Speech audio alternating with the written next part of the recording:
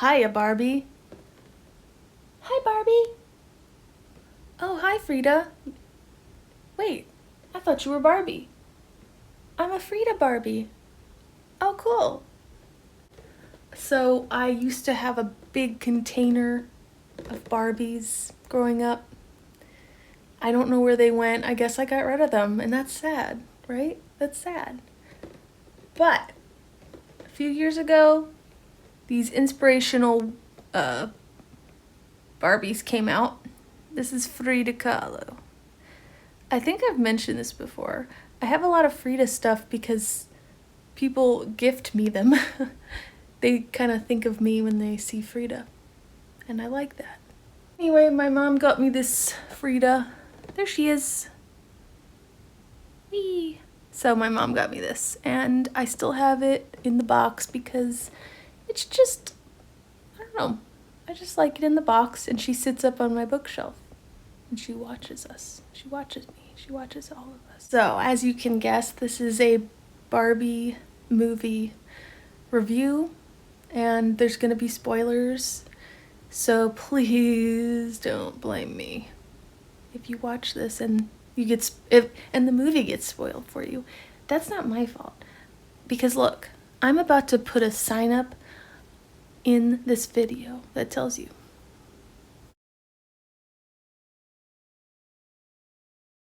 Now, if that wasn't clear, that's not my fault, that's on you. Barbie movie has just come out, and I got to see it a few days ago. I didn't get to see it opening weekend because it was crazy crowded. There was like nowhere to sit.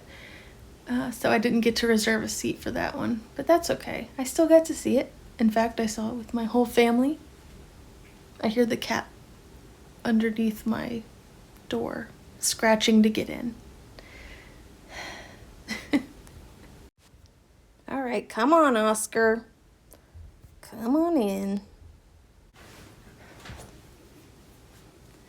So yeah, anyway, that's partly why I dyed my hair blonde, but actually I dyed my hair, well, I bleached oh my gosh, it was a big fiasco.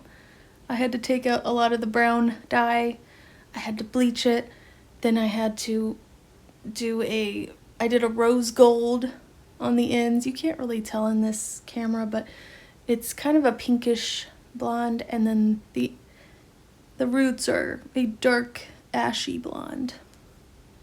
A lot of steps, but I did it myself, and it was fun. I feel more like myself. There's the cat. Yeah, Oscar likes to be in my videos. So we've all been hearing about this movie. If you haven't seen the movie, I'm sure you've heard about it, and you've heard people talking about it. You've heard controversies about it. And whatever the case may be. This is what I'm smiling at. He's like, I'm gonna hang out with Frida. He's purring. Hanging out with Frida. So whether you're a girl or a boy or non-binary, I'm sure you either owned a Barbie growing up, or your sister did, or your mom did, or you knew people that had them. You've come across them, okay? We're all familiar with them. They're kind of like one of those Americana things. Like we're all aware, you know? And the interesting thing about this movie is I saw in the preview, it's like, if you hate Barbie, come see this movie. If you love Barbie, come see this movie. And they do address that in the movie. There are people that hate Barbie, and they have some interesting reasons why. So they are fair about that point, and they address it. I like the friendly competition between Oppenheimer and the Barbie movie. I like how a lot of people are going to go see it like as a double feature. I wouldn't, because the movie Oppenheimer's like 4 hours long. Oppenheimer seems like a movie that I'm gonna wait to watch at home, because I just can't I can't look. I did the Lord of the Rings thing. I saw Lord of the Rings in theaters. And guess what? I had to pee so bad by the end of those movies cuz I didn't want to miss anything. And I just don't want to miss anything if I watch Oppenheimer. Kind of curious. Some people say it's better to see the Barbie movie first and then Oppenheimer. Because when you see the Barbie movie after Oppenheimer, you're like kind of like feeling traumatized by that movie, and then you're trying to watch a Barbie movie and you're like, I can't stop thinking about nuclear holocaust. Oh my god. I say you should watch Oppenheimer first and then the Barbie movie as a palate cleanser. However, don't get it twisted. The Barbie movie will give you an existential crisis. This makeup look you're seeing, I didn't do this when I went to go see the movie because I knew I was gonna cry. Because I knew a few things about the movie. And I know myself. I cried pretty easily. I knew if I'm gonna cry and then I'm gonna ruin my makeup and then I'm gonna come out of the theater with like streaks down my face and I'm gonna look like a fright. But yes, it was so fun to see it in the theater. I have not gone to the movie theater probably since 2019. 2019 I saw the Mr. Rogers one with my mom. So I actually went, I think this is the first time my whole family, like me and my husband and all my kids, went to the theater all together. I don't think we've ever done that before, like all of us. And it was really fun. It's expensive though. And we had to get soda and popcorn. We never go to the theater. And it just felt right. And we were lucky because at our theater, there was like a Barbie box thing like this. Like it was like a big cardboard box you could walk in, and there was like a plastic covering. So we got pictures with those. It was fun. It was a fun photo op. There was a little bit of a line to get to it, but we made it. So I called myself, I'm a mom of 3 boys, Barbie. I come with 3 boys.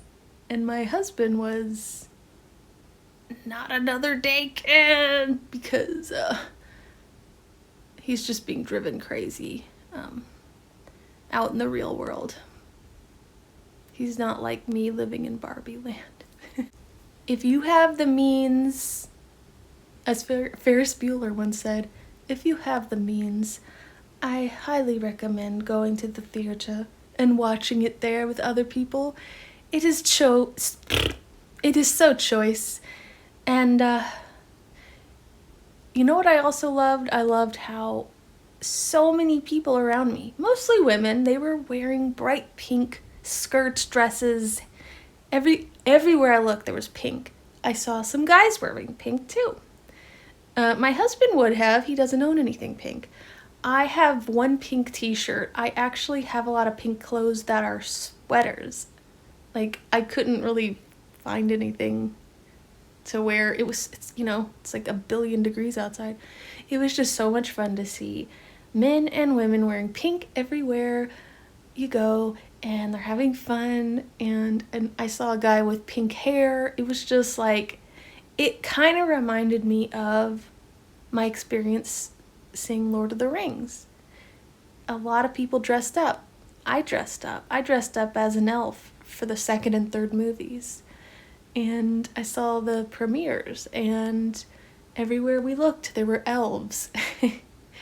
Because, dressing up as an elf with the pointy ears and the beautiful dress, like, that's a lot more fun to me than dressing up as a hobbit. I love hobbits, but I don't know. It just doesn't seem as much fun to me. So I was not really dressed up. I had a pink shirt on, and that was about like the extent of the pinkness that I had. But anyway, I recommend to go see it in the theater. And if you are, like, again, I'm going to say it one more time. I'm going to be talking about spoilers, okay? So please be careful if you don't want spoilers. Anyway, let's go into it. So, have you ever seen the movie from, I think it's the late 90s? It's called Pleasantville. It's like a fish out of water story. Tobey Maguire's character, he loves this old show called Pleasantville, this old 50s black and white sitcom called Pleasantville. It's like everything's very stereotypical, like My Three Sons or Leave It to Beaver or something. And he goes into the show and he's in there in black and white and he's like, wow, this is cool. So it's kind of like that. Pleasantville is it's used as a device of a certain way of living and thinking, and people that are kind of trapped in their own world. Like, they haven't seen anything outside of Pleasantville. They don't understand there's another world out there.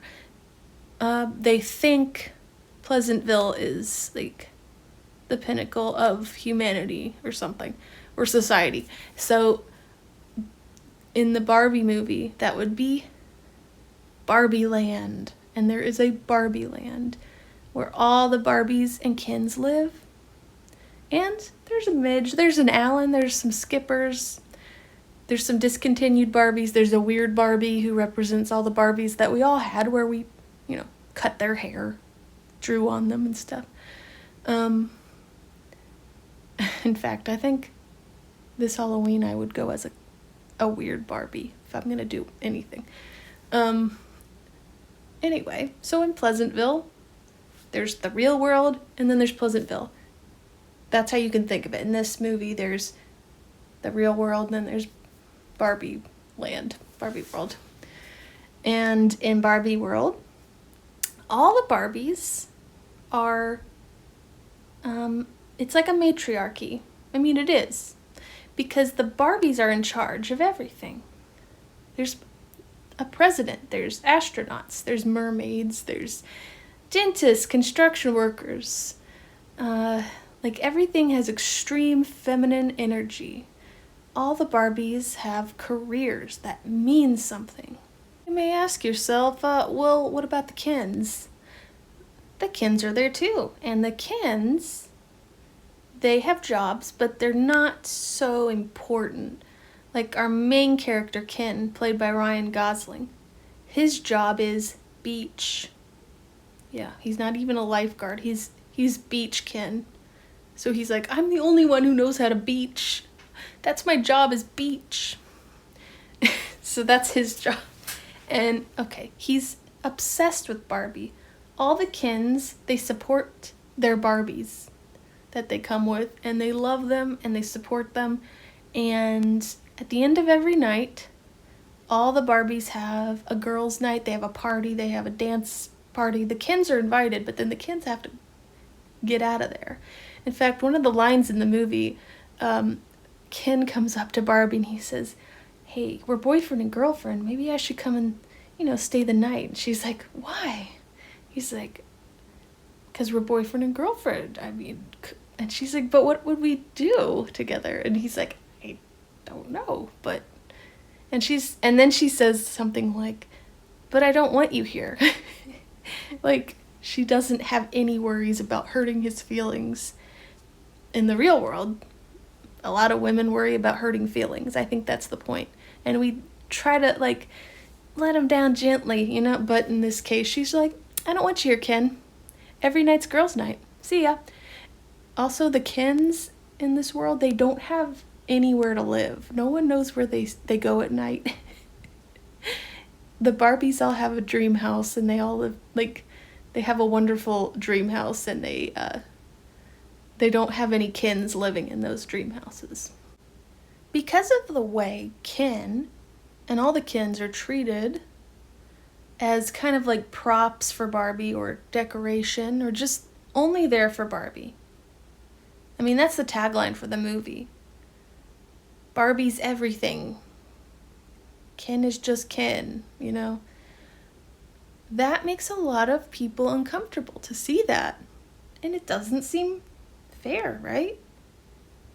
Well, the whole point of it is it's a role reversal.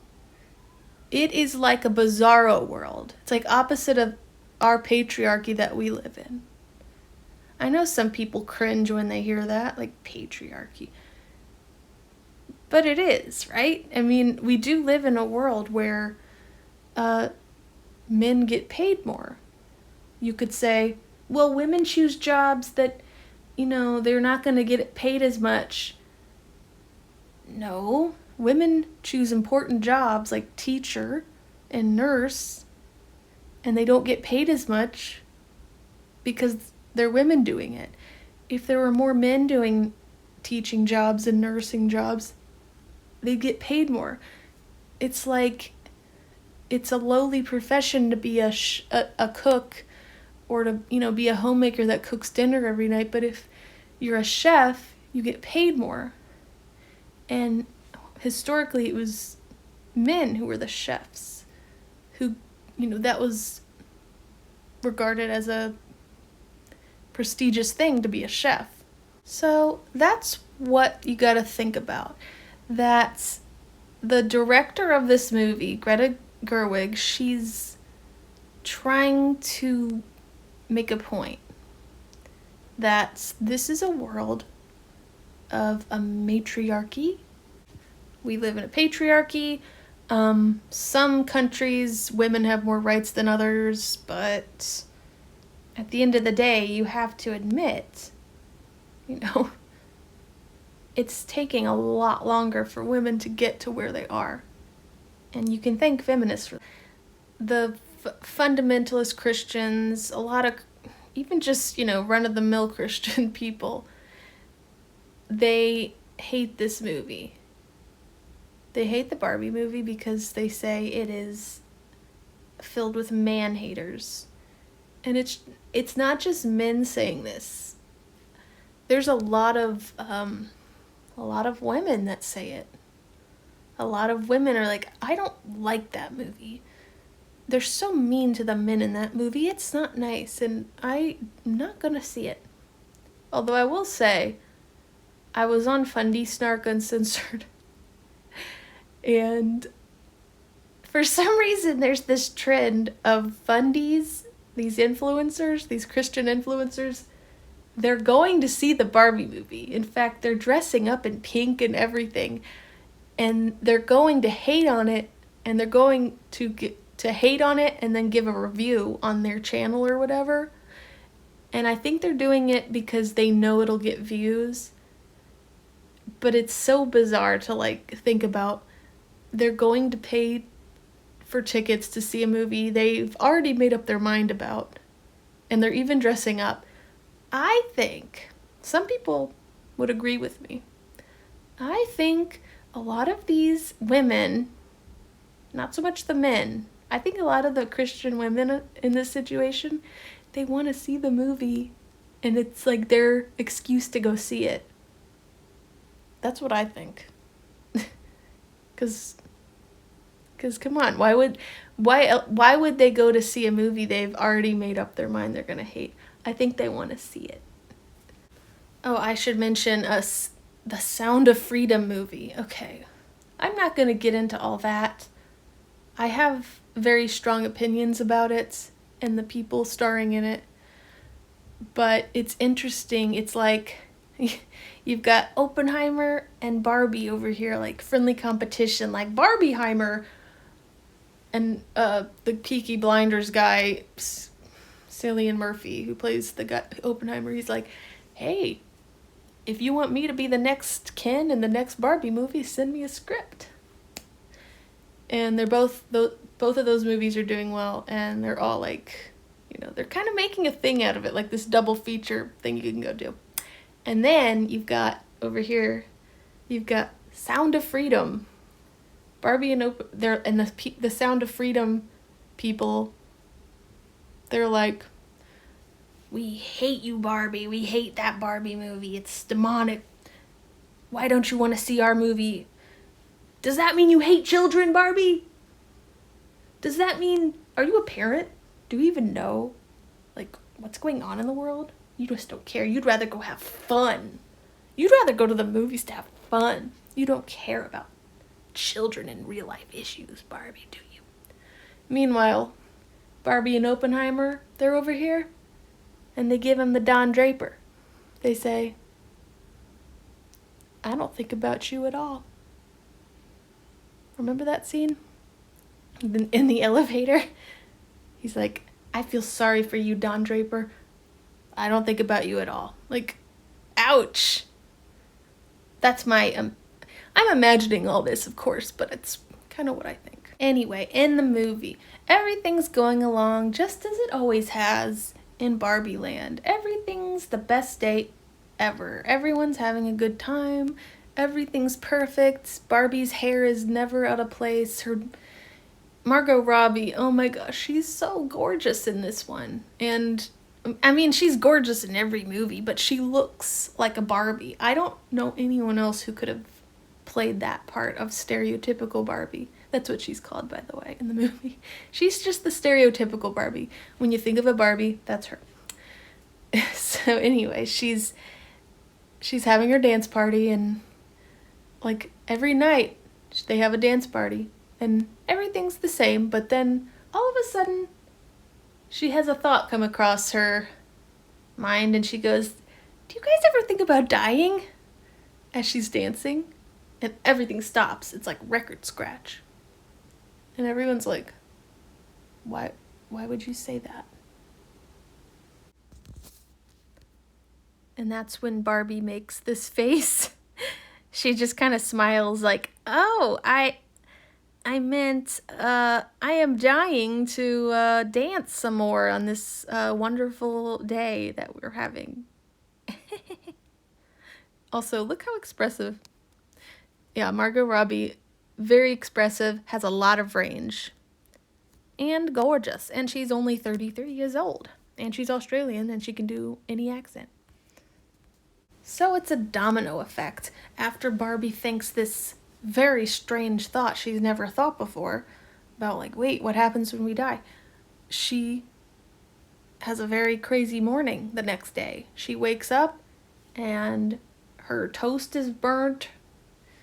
She falls down off of her house. Like in Barbie world, the Barbies float out of their homes because if you were a kid playing with a Barbie in their dream house, you don't make the Barbie like walk down the stairs and then take a left turn and then go out the front door. The Barbies kind of float through the house outside. And she tried to do it and she fell. And then she goes to the beach with the pink sand and the mermaids and everything and beach kin, and her feet are flat. That's another thing. Barbies walk around on their tiptoes, and she takes her shoes off because she's at the beach, and then her tiptoe feet flatten. Her heels touch the ground, and they've never touched the ground before. And she can't even walk for a second. She freaks out, and she shows the Dr. Barbie and her friends, and they're screaming, and they're pretending to throw up because in this world there's no water, there's no liquid or anything. Like if you wash your hands or drink something, she just has a cup and she goes, that's all she does. And she's like, that was good. So she takes a shower and there's nothing coming out of the spigot? The faucet. And she's so the Barbies are going, like they're throwing up because they're disgusted by these flat feet. Anyway, she's having issues. And they say, you have to go visit Weird Barbie. She's like, Weird Barbie? Weird Barbie is a lot of fun. And I think I've already talked about it a little bit. Because Weird Barbie, as I said, the Barbie that you ruin when you're a kid. You cut the hair, you like she's got a leg out of the socket, and so she can do the splits really strangely. Her face is covered in marker. She's wearing a baby doll dress that's that's kind of what people do. Like, well, little girls, you take different clothes from other dolls and you put them on Barbie to see, like, what would that look like. So that's, when you first see Weird Barbie, that's what she looks like. She's wearing this giant baby doll style dress. Her hair's everywhere. It's all cut jaggedly. She's got marker on her face. And she's really weird and kooky and crazy. But she's the one who is wise. And you go to Weird Barbie when something is not quite right. And that's what our stereotypical Barbie does. This person tweeted, the original Weird Barbie, Cynthia, because if you're a 90s kid, like me, you probably watched the Rugrats, and this was Angelica's doll, a Cynthia doll, and Cynthia has the hair that's just a mess. She doesn't have her shoes anymore. She looks fed up, but Angelica loves Cynthia.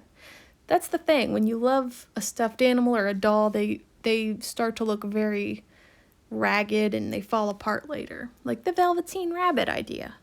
Long story short, Weird Barbie sends stereotypical Barbie into the real world because she says the reason you're having these issues is because the little girl who's playing with you is having issues. And if you go to the real world and fix it, you can come back and everything will be back to the way it was. So stereotypical Barbie goes to the real world, and on her way, she discovers there's a stowaway in the back seat. You guessed it, it's Ken. Because Ken, he doesn't know what to do if he doesn't have Barbie around. He has to follow her. He says, please let me come with you. And she's like, well, did you bring your rollerblades? And he holds them up. He's like, I literally go nowhere without them. And I like that moment. Because when they are in the real world, they're rollerblading, but they both have the bright neon clothes and like leotards, and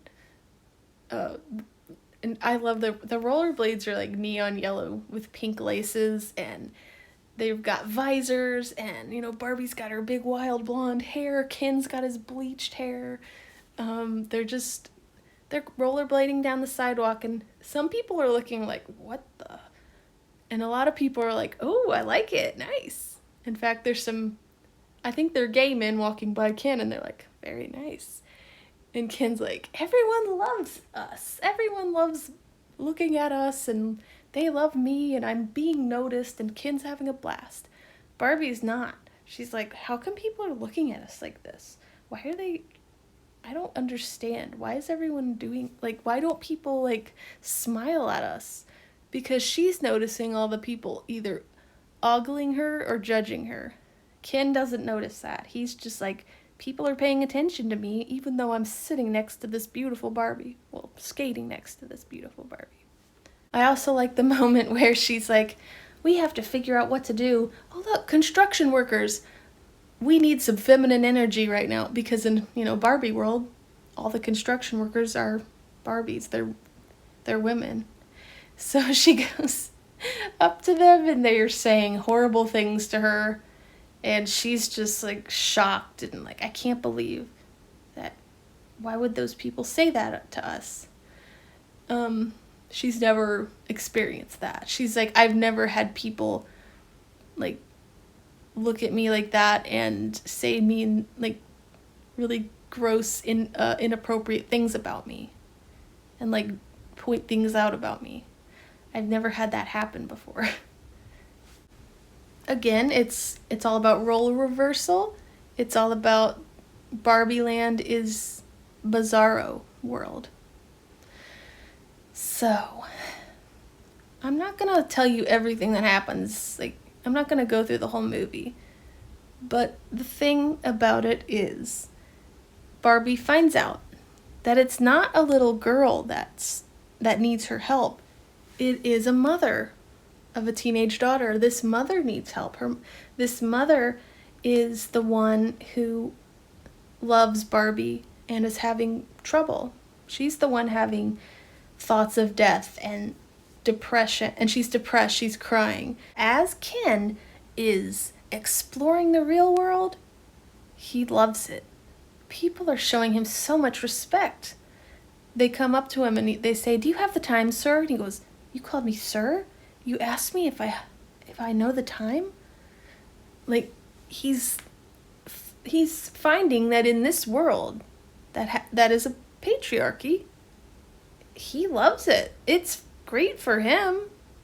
People are being so much more responsive to him and respectful than they ever were in the Barbie land. They weren't mean to him in Barbie land, but they took him for granted. And they ignored him. And he felt kind of like a decoration. And just, someone who's there to support Barbie, and that's it. Does that sound familiar, ladies? Because that's the point. And if men are uncomfortable watching this kind of thing for 2 hours, imagine what it's like for a woman going through this her whole life. Barbie finds her owner? Well, not owner. The woman who played with her daughter and still owns her stereotypical Barbie. And this mom, by the way, works for Mattel. So she sees that Barbie goes to Mattel headquarters, and she overhears what Barbie's telling the CEO, played by Will Ferrell. And it's funny because the whole, everyone in charge of the Barbie development in the office, in the big, the top penthouse office, the big conference table, it's all a bunch of men in suits. They're the ones in charge of creating Barbies. There's no women in there at all. The mom is there as a secretary. She overhears Barbie go in there and talk to the CEO about the trouble she's having. And they decide, well, the only thing we can do is put you back in your box. And everything will go back to normal. Barbie goes in her box. This thing. And she stands still. They start to put those big white plastic twist ties around her arm. Her arms are starting to get pulled to the back of the box. And then she slips out. She says, "I don't want to do this." I thought that was brilliant. Don't put yourself in a box. People will want to put you in a box. You might want to go back to your box because it's comfortable and things will go back to the way they were. And it's where you're comfortable being. But you shouldn't let people box you in, right? I liked that part. That's why I like movies. It's like you can use that kind of thing as a device to make an interesting point without saying it in so many words like I'm doing. So the secretary/mom is played by America Ferrera. And, I should mention that Barbie did think that the girl she was supposed to help was America Ferrera's daughter. And she found her at high school or middle school. And I don't know if this is true, but I heard that the daughter and her friends at the table, they represent Bratz dolls. And in the 2000s, Bratz dolls came out and they were anti-Barbie or whatever. So the daughter and the friends, they're like, "We hate Barbie. This is why we hate Barbie. You've made us all feel bad about ourselves. Just look at you. Size 0, 00. And Barbie's like, "I didn't know people hated me. I thought we solved all the problems for women in the world. I don't understand. I love women and I love girls. I want to help them. I want to empower them. I want to tell them they can do anything. They can be president. They can be a mom if they want. They could be a doctor." But the daughter's telling Barbie, "You're wrong. You've ruined, you're not feminist the way you should be," whatever. Anyway, America Ferrera and her daughter and Barbie all go back to Barbie land, and they find that Ken has gone back already. And he has told the other Kens about the patriarchy in the real world. and the Kens have taken over Barbie Land. It is now called the Kingdom, and the Kingdom is hyper masculine, and like there's horses and motorcycles and everything's like tough guy, and kind of like a toxic masculinity situation where all the Barbies that were there, they get kind of like they're not themselves. They got their brains got zapped or something when the Kens did this, and now all the Barbies, like even the president, Madam President, she's serving beer to the Kens. All the Barbies are just like, we're here to decorate, to be decoration. We're here to help Ken, and we're happy to do that. We're happy to... Sorry. You know what I need? I need something to hold. Like, I need a tripod for this phone, because I just have to hold it up with my hand, and it is shaking a little bit. Because I'm doing my best. Anyway. Barbie comes back, and she's like, what are you doing, Ken? Why have you ruined my dream house? He's like, it's not your dream house anymore, Barbie. It's my Mojo Dojo Casa house or whatever. And basically, he kind of kicks her to the curb, and the Kens have all taken over, and then he looks at her and goes, how does it feel? It hurts, doesn't it? And she's like, oh my gosh. So it's kind of like, again, it's a role reversal. That's like the director looking at the men in the audience saying, when, you see Barbie Land at the beginning of the movie, this is how it feels, men, when you are not taken seriously. In fact, I don't think a lot of people take this movie seriously just because it's, it's for girls. Like, it's a step down. It's pink. Plasticky pink, Barbie makeup, girls' dresses. That stuff is seen as, like, stupid from a lot of people. And a lot of women are like, feminine stuff. Psh. Like, to be feminine and to have that feminine energy is seen as a step down and is seen as less intelligent. You don't take that stuff as seriously. You're not supposed to.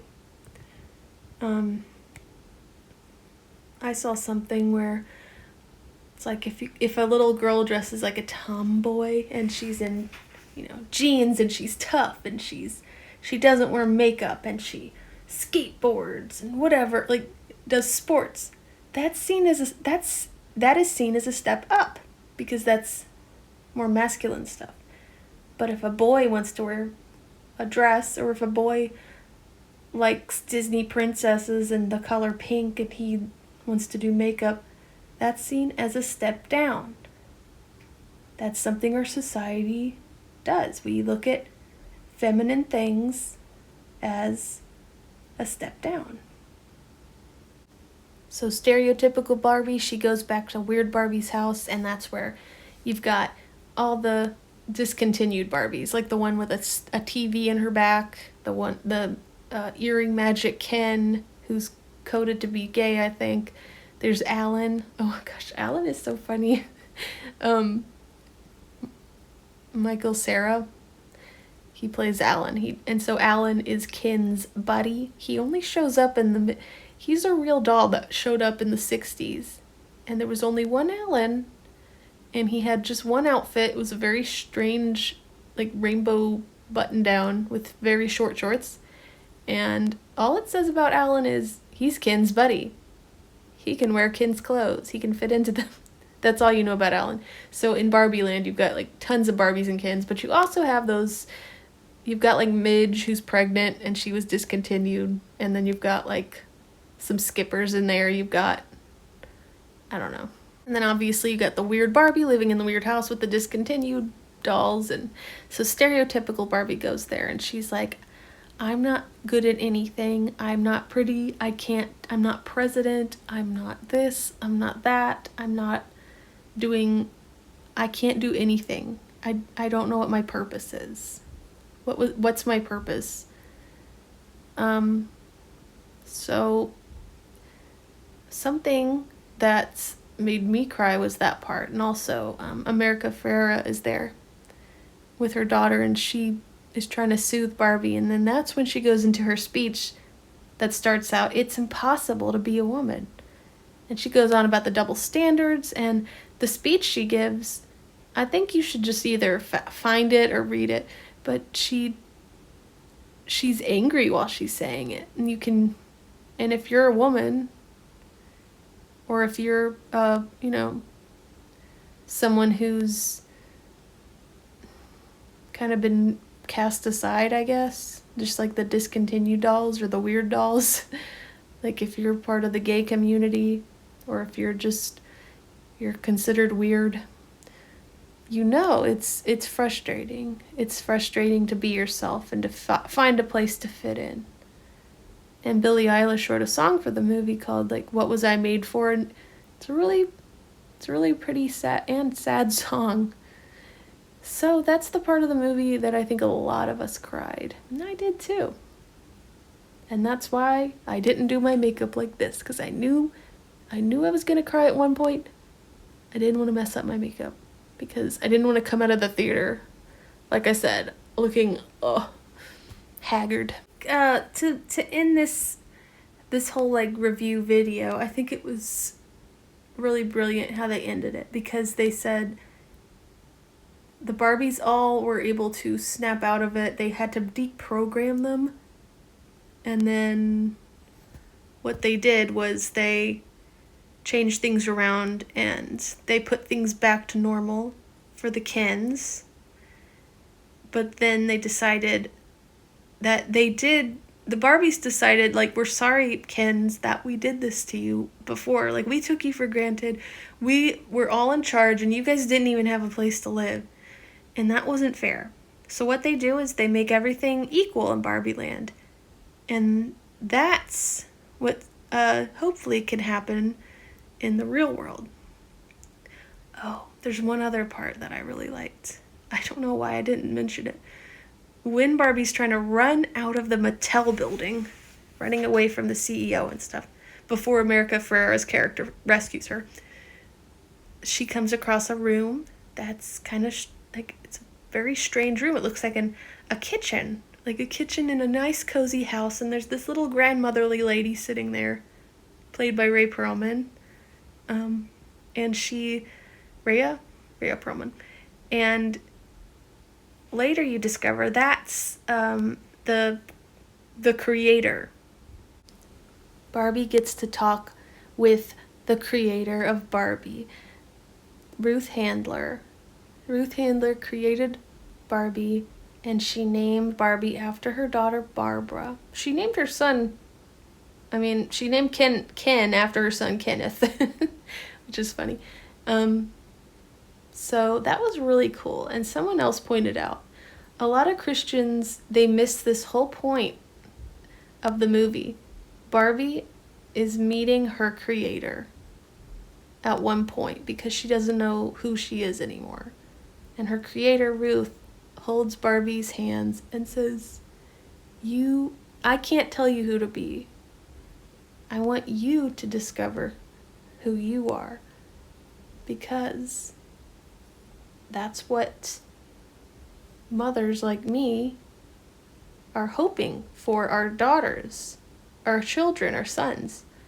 And as the creator of Barbie, I'm hoping for you, Barbie, that you can look back and see how far you've gone. She says something like, we moms stand still so our daughters can look back and see how far they've come. That's something all parents should want. You want your kids to have it better than you. I know I do. And you want your kids to have more knowledge than you had and to use it. And that's what parents should want. They should want that. That's what the creator of Barbie in this movie wants for Barbie, all Barbies. That's what it represents. It's like God is a mother in this movie. She's not God, but you sense that this is like Barbie's God. And she's a mother. She's a woman. It's like if in Bizarro World it would have been Eve that was created first, and then Adam as an afterthought. Adam is the scapegoat. Barbie's Eve, Ken is Adam. Because in the Bible, Adam was created first and then Eve afterwards. And then Eve's the one who's the scapegoat. She's the one who caused Adam to sin. She's the one who is always going to be second place now. Because of Eve, all women have to suffer. We have to have childbirth pains and all that stuff. Whether you believe it or not, that is the way society has functioned, So, I think it was a really smart movie. I think it was really fun to watch. It was funny. That's a movie that I was laughing till tears came out of my eyes, and then I was crying tears of existential crises and sadness and all kinds of complex feelings. That's kind of what you want sometimes in a movie. Sometimes you don't. That's fine. Sometimes you want something that's just fun, good old, funny. You don't need to think too hard. And that's fine. But this movie, Barbie, is not that. It is rather brilliant storytelling. Done in a very fun way because it's eye candy. And really great music. Everything was, honestly, I don't generally go to the movies because it's so expensive and we have a nice theater room, but I'm so glad I got to experience that movie as a theater goer and go to the actual movies and see it with a bunch of people in the audience. And it was kind of nice because it's COVID happened, and that's something that we wondered, will we ever experience this sort of congregation again of sitting in a theater? I haven't gone to the theater since before COVID. And, yeah. It was a good time, and I really hope, even if you don't see it in the theater, see it at some point. Be prepared to feel a lot of things. So I'm going to sign off here. But, the movie spoke to me as a mom, as a woman, and it spoke to my inner child. I loved Barbie growing up. I don't know. I wish I didn't get rid of them. I don't know. Sometimes I go through this decluttering phase. Maybe I just gave them to my sister. I don't know. I had so many of them. And I went to McDonald's and got the Happy Meal toys. I always liked the little tiny Barbies they gave us. I only have the one Barbie now, the Frida. But yeah, if you've got Barbies, Kens, if you've got those memories, if you have memories with any of your toys, I think it's a good movie for you. Even if you hate Barbie, like they say, if you hate Barbie, you should still see this movie. Anyway, I am not a Barbie, and I'm hungry. I need to eat something now. I'm a human being, and I need sustenance. And, yeah. Thank you for watching if you watched to the end. See you later.